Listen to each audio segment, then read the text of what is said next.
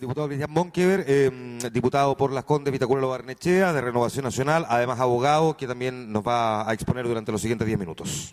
Cristian.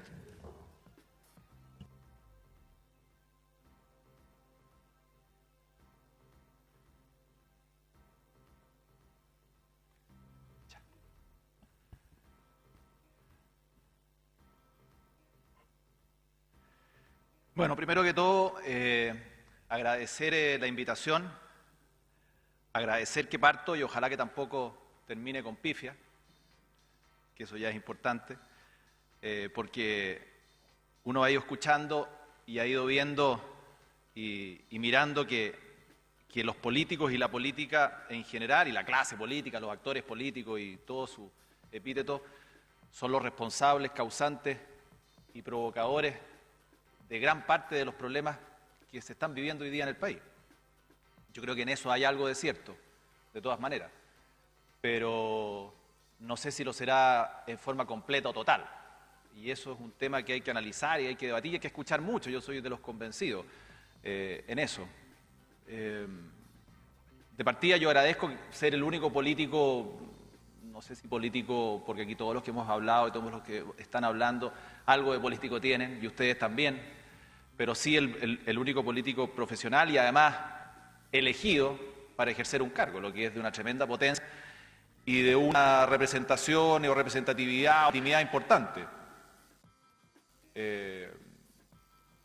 Lógicamente, yo siempre lo llevo en mi mochila y lo tengo guardado en mi disco duro, por mi persona votó mucha gente, y eso no es orgullo ni una chapita, es simplemente responsabilidad de hacer las cosas bien y entender que hay gente que confió en uno para hacer las cosas bien y para representarlos de la mejor manera, en el caso mío, en el Congreso. Dicho esto, varias cosas. Yo creo que uno puede hacer un diagnóstico, y diagnóstico está lleno, pero hay varios puntos que uno tendría que reflejar, marcar y señalar en la medida de lo posible para poder ir acercándose a sacar conclusiones potentes, que al final es lo que nos mueve a buscar soluciones. Yo creo que uno de los diagnósticos es que el país se contentó con o funcionamos relativamente tranquilos con la democracia que tenemos. Y digo yo, con la democracia que tenemos, modificada en gran medida a través de estas reformas constitucionales del año 80 y algo, con su plebiscito, y las del 2005, y los políticos que estaban a cargo de esa reforma y los que estuvieron en esos minutos negociando, discutiendo y conversando y también canalizando las inquietudes de la ciudadanía, creyeron que eso era suficiente.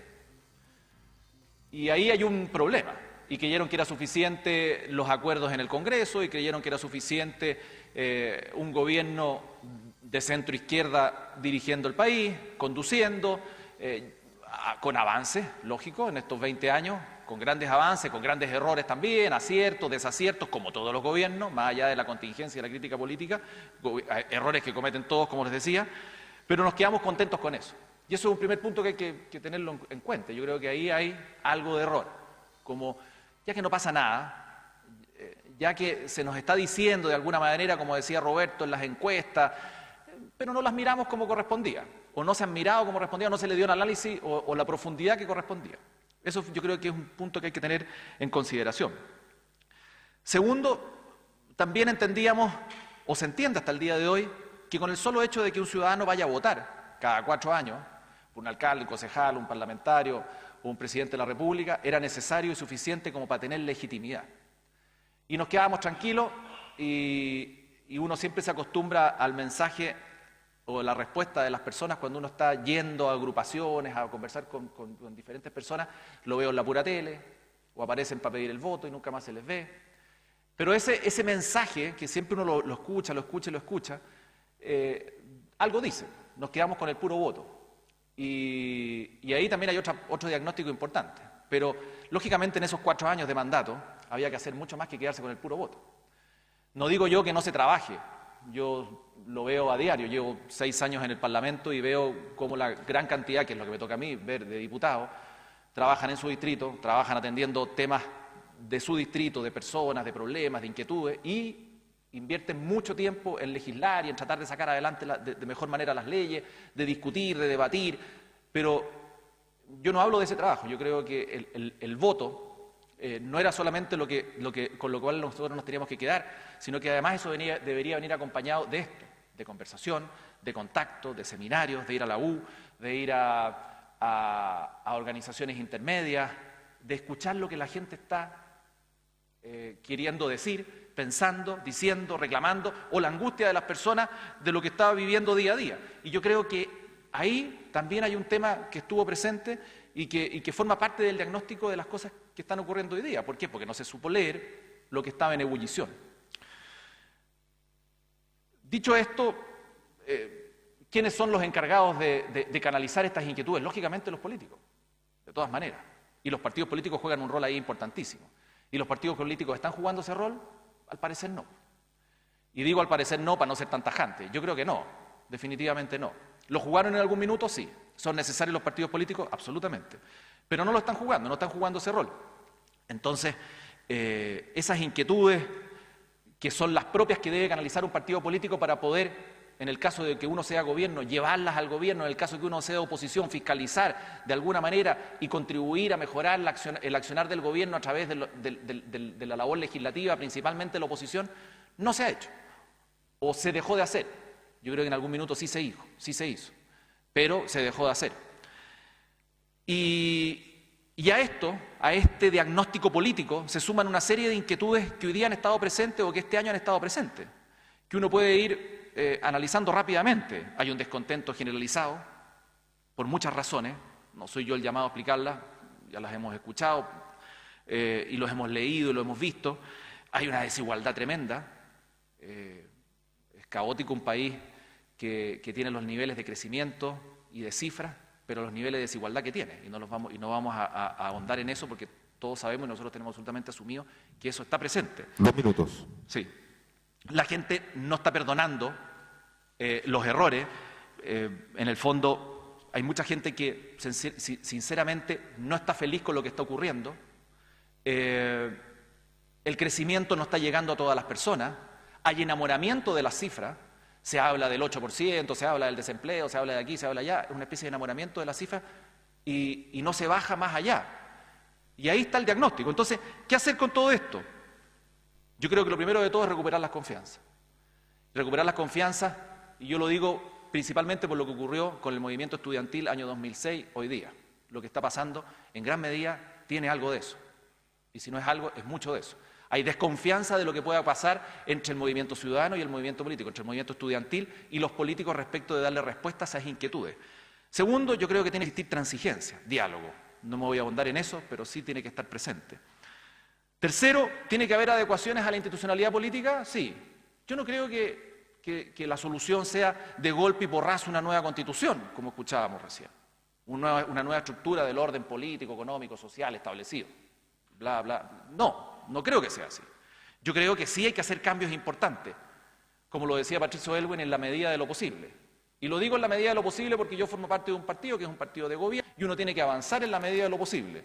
Porque normalmente, dentro de la misma coalición y dentro del mismo partido, tiene que avanzar en la medida de lo posible. Ya después podremos ahondar en las palabras, ¿por qué no podemos avanzar más allá todavía? Porque claro, hay un orden establecido y las alternativas son romper con todo, nadie lo recomienda, y lo otro es avanzar en la medida de lo posible o mucho más allá. En eso estamos. ¿Es respuesta a estas mejoras institucionales, por ejemplo, la inscripción automática del voto voluntario? Sí, pero se da como la gran solución. Ahora, cuando venga la inscripción automática del voto voluntario, esto se va a acabar, estos problemas se van a solucionar. ¿Por qué? Porque la gente va a poder volver a votar. Volvemos a lo mismo análisis que les dije al principio. No sirve de mucho. Sirve, lógicamente, porque va a estar toda la gente habilitada para votar y yo voy a ir a votar y además voy a tener que incentivar a las personas a ir. ¿Por qué? Porque las voy a tener que convencer, porque va a ser voluntario. Aunque hoy día ya casi lo es, porque no hay sanción por la ausencia del voto. Entonces, ¿pero es lo único que hay que hacer? No, claramente no. Se requiere mayor participación, ahí sí. Pero siempre se habla de mayor participación, pero bueno, desmenucemos lo que es mayor participación. Y ahí hay una serie de temas que hay que abordar. El sistema electoral, de todas maneras. Yo soy uno de los primeros en señalar y dentro de mi partido en empujar de que tenemos que revisar el sistema electoral y ya se ha ido instalando. También como dijimos nosotros que el voto chileno en el extranjero era necesario. Y eliminamos, por una idea nuestra, ese concepto de vínculo que se estaba estableciendo. Y hoy día ya hay un preacuerdo respecto del voto chileno extranjero sin ningún vínculo más allá, quiere inscribirse al consulado. Ley de primaria, ¿también es necesaria? Sí, lógico que es necesaria, pero ¿será lo único? No. Yo creo que es un conjunto de cosas, por eso las voy enumerando.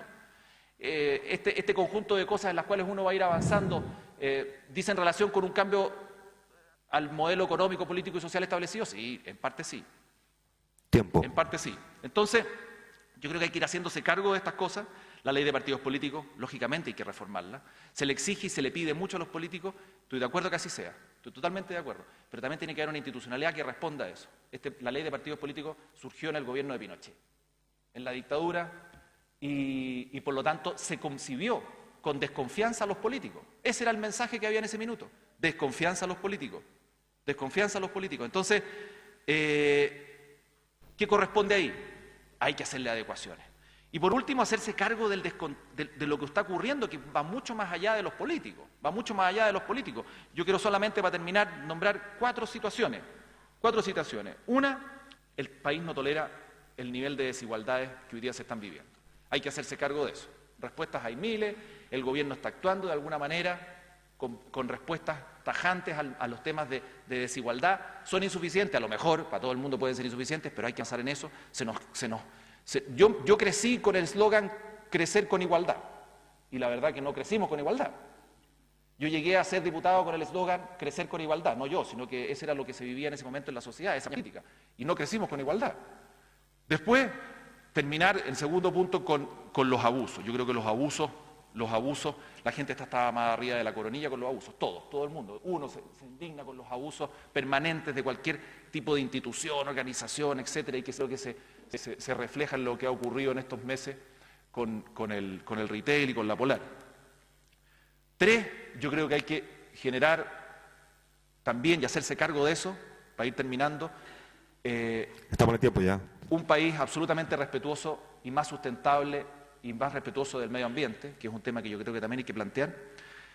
Y por último, como les decía al principio, yo creo que es absolutamente necesario, urgente, la capacidad de diálogo o recuperar esa capacidad de diálogo que en algún minuto llevó al país a superar momentos de la historia muy difíciles y que no hay que olvidarse de ello. Yo creo que de la historia nunca hay que olvidarse. Al revés, hay que tenerla siempre presente para ir aprendiendo de lo que va ocurriendo y sacar lecciones de ella. Muchas gracias y atento a sus preguntas después.